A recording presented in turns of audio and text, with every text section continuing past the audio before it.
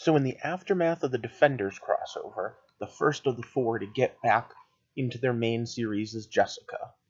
And she's more damaged than ever. Welcome to the heart of the stories we tell. My name is Rob, and tonight I will be reviewing Jessica Jones, aka Alias, Season 2.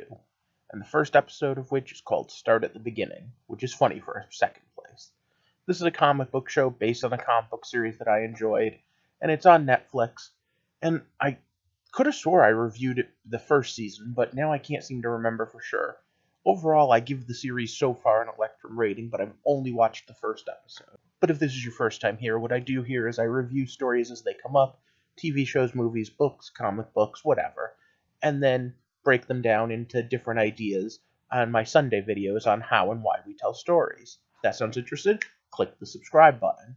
Now, Jessica Jones is full of adult content, so let me just put this up here right now. If you don't like adult content, you probably don't want to watch this review. Now, up until now, the Netflix series have been loosely connected, with Jessica actually being one of the connecting elements. But when we saw the Defenders and them all come together, she was so awesome with Daredevil, I really wanted to see the two of them work together again, Private Eye and Lawyer. Of course, we also had the Luke Cage love affair from her first season and then played over into Luke Cage a little. So all in all, this is one of those things I was looking forward to. But let's break down to specifics. So once again, it's stop. Spoiler time. So season 1 ended with the death of Kilgrave, and with Jessica pretty much restarting Alias' investigation. Season 2 starts with her in a bad place. She's still drinking heavily, and everyone keeps accusing her of being a vigilante superhero. The fact that they're not accusing her of being an Inhuman makes me wonder about the connections to the rest of the MCU. Maybe it's just Agents of S.H.I.E.L.D. that doesn't get referenced. Then again, I wonder if the Sokovia Accords are going to come up at all, especially with her running around with powers, and we're almost immediately introduced to another hero. Sort of. Well, the Wizard is actually a character, and there's part of me that wants to say that they were making fun of him here, and there's part of me that says, they make fun of him everywhere. So, with that, we have the fact that Trish Talk has been talking about powered people. You would think this would be a great way to segue into her talking about things like Spider-Man, talking about things, even if the other characters don't show up, just her talking about them on the radio would make it feel more close-knit. But Jessica herself is kind of in a downward spiral.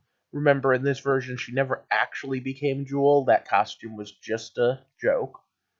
But we also get the fact that she hasn't fully come to terms with the death of her parents, which also leads to what I was very surprised wasn't in the episode itself, as there was a Seven reference. What's in the box? What's in the box?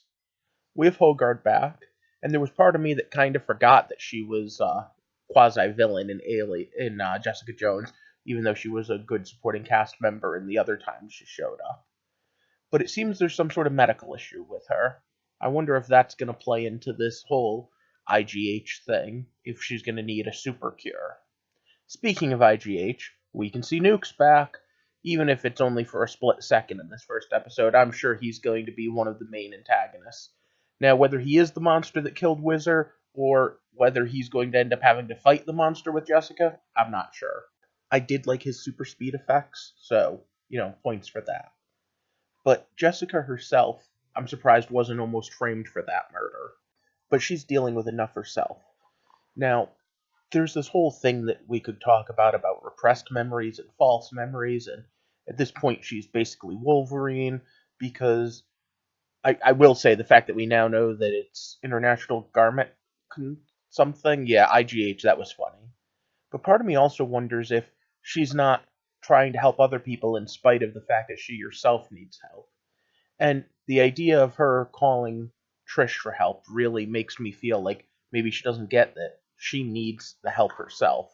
But I'm going to watch episode 2 now. Why don't you let me know down in the comments? Do you want me to do an episode-by-episode breakdown, or just a series overall breakdown for this one? Because I know that it's not the most popular, although it's not Iron Fist either. Either way, I'm happy with a good start. And I'm curious to see what you think. And do you think that we're going to get to see any other cameos of superheroes? Like the Wizard? Maybe Paste Pot Pete's next. Alright, either way, leave me a thumbs up, like and share this video, And of course, if you haven't already, click the subscribe button, because we are going to examine exactly what it means, as I'm sure this is going to get down and dirty in some very dark places about theme and symbolism. So I'm going to want to talk about that. And I'd love to hear your comments back, so join the community. We're going to pull apart why it is and how it is that we tell stories as we get to the heart of Jessica Jones.